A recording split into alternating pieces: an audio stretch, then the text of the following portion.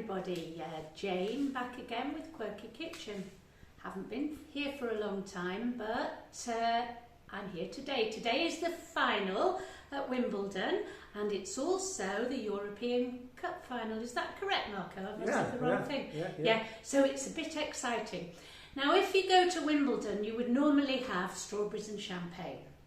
Well, today we're having cake, and this is a completely made-up cake.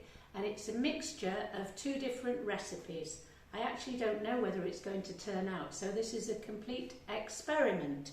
It's a mixture of a lemon drizzle cake without the drizzle, so it's a mixture of a lemon cake, and it's a mixture of something else which, please correct me if I'm wrong with the name. I think it's called clafouti. It sounds terribly rude. It's a cherry cake with almonds in. I don't know whether that's the right name, but I've heard it somewhere or seen it written. I'm probably pronouncing it wrong, but I like to think of clafouti because it sounds really silly. So we're having today, watching Wimbledon, clafouti lemon drizzle cake. Now this is very, very simple. It's just about mixing everything together in one bowl, putting into the oven at 180 degrees for 40 minutes, at least 40 minutes, not 30. It needs 40 minutes. And topping it with toasted almonds and a little bit of icing sugar and a little bit of lemon drizzle, just a little bit. So here we go. I'm only using this. I haven't got any of those newfangled mixers. I don't have anything like that because actually I'm not a baker. I normally do only savoury foods, but today it's baking. So we'll start off here with, it's 175, 175 and 175. So it's 175 of flour mixed with ground almonds, half and half, into the bowl. You can see the mixture there. The next one is 175, it should be caster sugar, but I haven't got caster sugar, so it's 175 of sugar.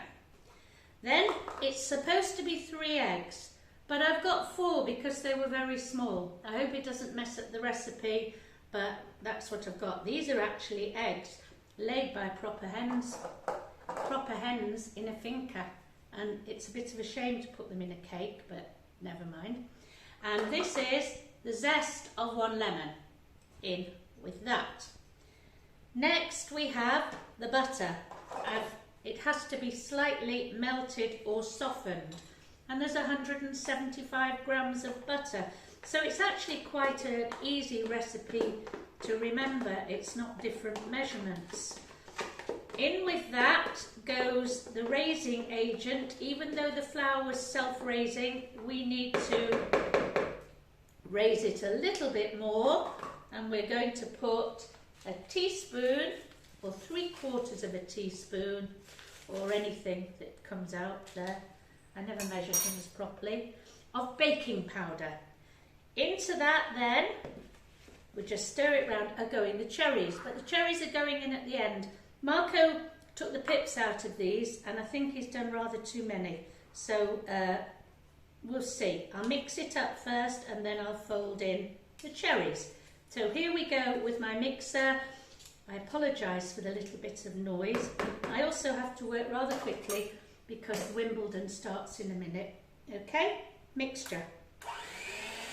There we go, all mixing up nicely together. You don't have to over-mix it. And at this point I'd like to tell you that eggs should always be at room temperature.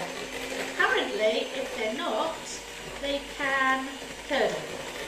So here we go, mixture, nearly mixed up, 2 more seconds, sorry again about the noise. Shake, shake, shake. Now, folding into this, we will put the cherries. I think that's enough, I'll eat those later. Stir it up, there we go, and this goes into, if I had a cake tin, and I haven't, it would go in a cake tin. It's going into a loaf tin lined with baking sheet. Okay, put that in very carefully, like so. And we're going to bake this. I'm not doing this very carefully, aren't I? You can tell I'm not a baker. I tell you, Mary wouldn't make a mess of it like this. It's quite hard to get in when you've got the baking sheet there as well. Now this evens itself out when it cooks. There's one thing I'm not quite sure of. Sometimes when you put fruit into a cake mixture, so I've heard, it can sink to the bottom. So let's keep our fingers crossed. I don't think it'll make any difference to the actual flavour of the cake. So let's get everything in. Scrape that last little bit with my finger, which my hands have been well washed. Oh, I'm so looking forward to eating this. I'm not having it with champagne, I'm having it with tea because the football's on tonight, so I have to save my alcohol consumption for the football, not for the Wimbledon. Not that I'm going to have very much, am I? There we go. Clafouti lemon cake. That is going in the oven now, which is preheated for 40 minutes, 180 degrees. I'll show you the finished result when it's ready. Bye. Now this is the finished result. Now as you can see, I've cut a piece off and eaten it, and it was beautiful, but the cherries have gone to the bottom.